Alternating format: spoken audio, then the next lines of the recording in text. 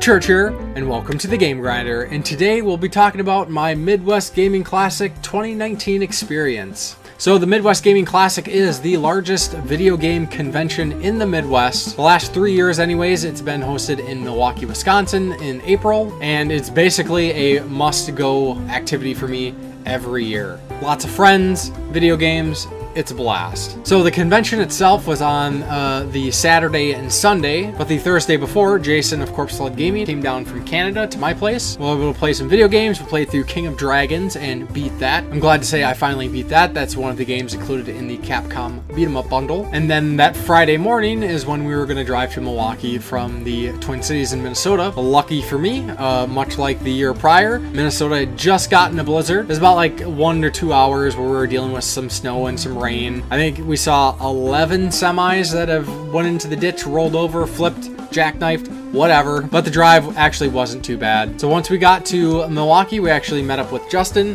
Many of you know him, one of the ex-co-hosts of the Game Tennis podcast. And then we met up with Chris, the old-ass retro gamer. And we decided to head over to a local Milwaukee variety store called Makes Sense. They sell video games, all kinds of collectibles. I'd heard cool things about it, and hoping for the best, I actually brought along a box of trades, just a bunch of like random stuff. I had a couple like PlayStation 2s and 5 NES Classic controllers, don't ask, along with a bunch of games and some other things, hoping that they'd take them in for a trade-in.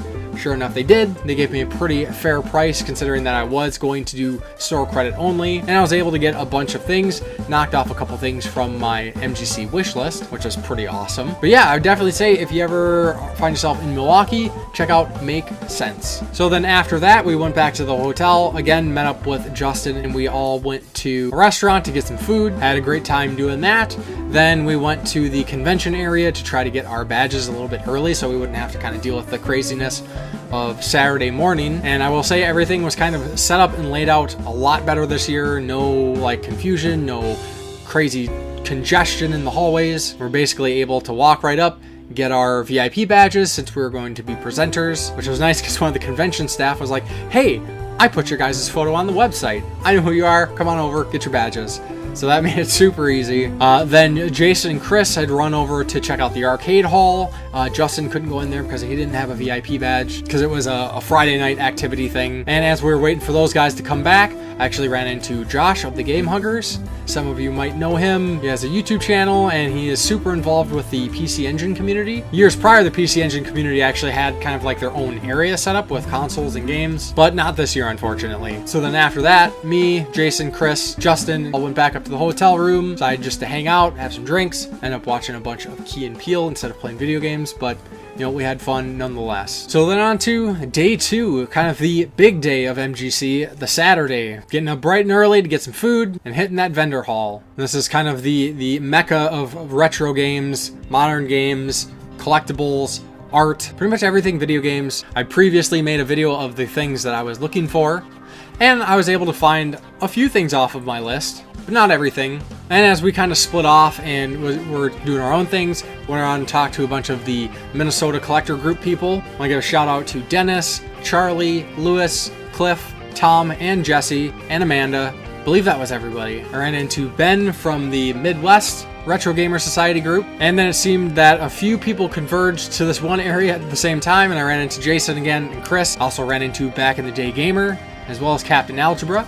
And after talking to those guys, I then saw Jeffrey Wittenhagen, went over, chatted to him for a few. He was hanging out with the Video Games Monthly guys, kind of pre-gaming it before his panel, which was the only other panel that I went to this year. He's had panels the last 2 years. Jeffrey Wittenhagen has a podcast called Video Game Bullshit, or VGBS. His website is Hagen's Alley, and you might know him. He has a complete SNES collector's book, an NES collector's book, a Hidden Gems book. He just kickstarted a Virtual Boy collector's book, and he's going to be working on a series of Switch collecting books. So I headed on over to his panel. It was him, his co-host Kyle, and they were joined by Sarumaru, who is the developer of FX Unit Yuki, which I've talked about on the channel before. They're also joined by JP Switch Mania, who's kind of like the world leading authority on collecting for the Switch. And their panel was basically collecting for the Switch, kind of the ins and outs of that, variants, kind of talking about some like limited run stuff or some of these other like limited companies. And I found the information pretty cool. I don't collect for the Switch, but there's some neat things to know, and it kind of applies to collecting for any system really. And as of recording this,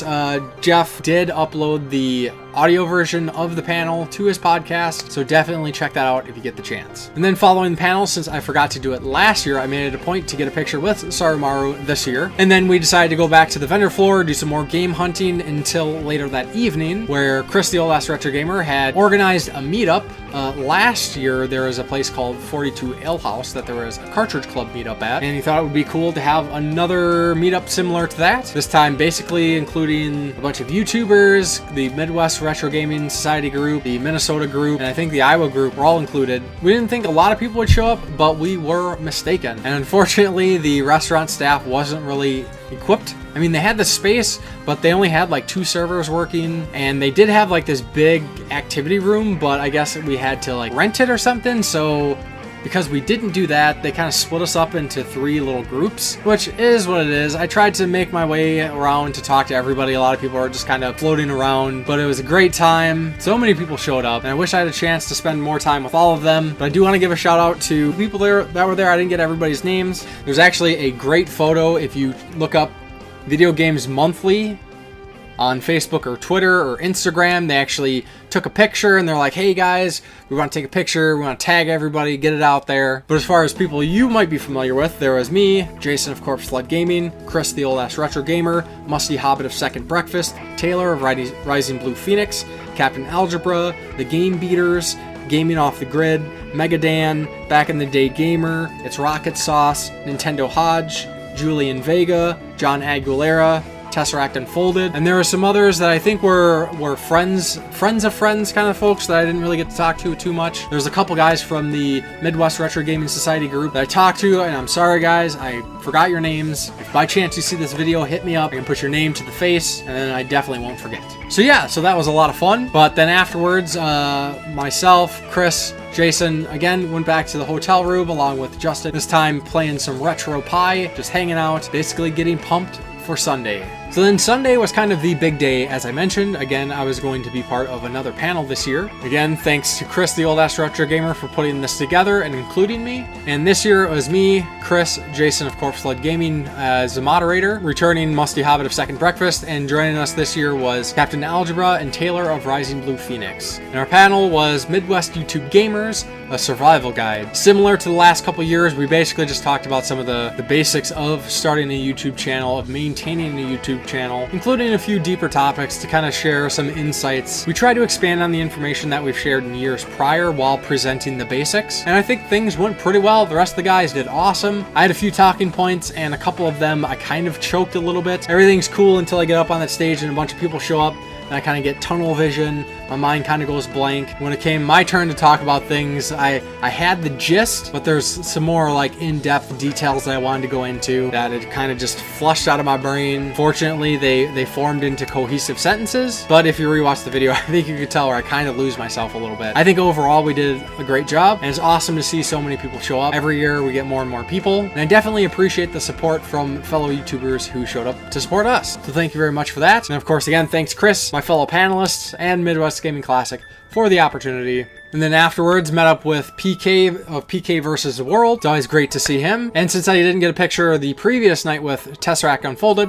got a picture with Tesseract Unfolded. Got a picture of all of us together. So then for a little bit before the panel and then after the panel, we spent some more time on the vendor floor. Jason had some things that he was trying to trade. And then of course, as my luck goes again, that Sunday in Milwaukee, they got hit by a winter storm. Not as bad as the blizzard that Minnesota had just gotten, but enough to make me concerned about the drive back. So we kind of wrapped things up. Fortunately, we only had to deal with the storm until we passed Madison, and then it was pretty much clear skies, dry roads the rest of the way, and that was pretty much my Midwest Gaming Classic experience. So yeah, it's great to be able to go there and pick up video games and talk video games, but the main thing is hanging out with friends, meeting other YouTubers. That's really what the draw is for me. It's the kind of the community aspect. Things got kind of jacked up last year since they've moved from just like using hotel rooms for the convention to an actual convention center. I think for the convention hosts and some of the other groups involved, it's probably a better setting. I still really like the smaller scale when they used to just rent out a floor of a hotel and kind of turn rooms into kind of the event areas. But I will say they did a great job this year. Things were a lot better. Like I said, there's no congestion, no confusion. But yeah, Midwest Gaming Classic is a yearly highlight for me. I will definitely be going next year. If anybody else went and I missed you, sorry for that. We'll have to make it a point to meet up next year. And with that, I would be curious, has anybody been intending to go to the Midwest Gaming Classic and hasn't been able to make it? Or do you know of any other great Midwest gaming conventions? Or are there any conventions that you have to make it to every year? Let me know your thoughts. And lastly, I just want to say again to all the friends and acquaintances that show up to MGC, it is great to see you. You make this experience the great thing that it is to me. I'm so glad you're a part of it, and I'm glad that I'm able to be part of it as well. So I think I will wrap this up here. Well, let me know your thoughts. Then as always, thank you very much for watching, and I will talk to you next time on the Game Grinder.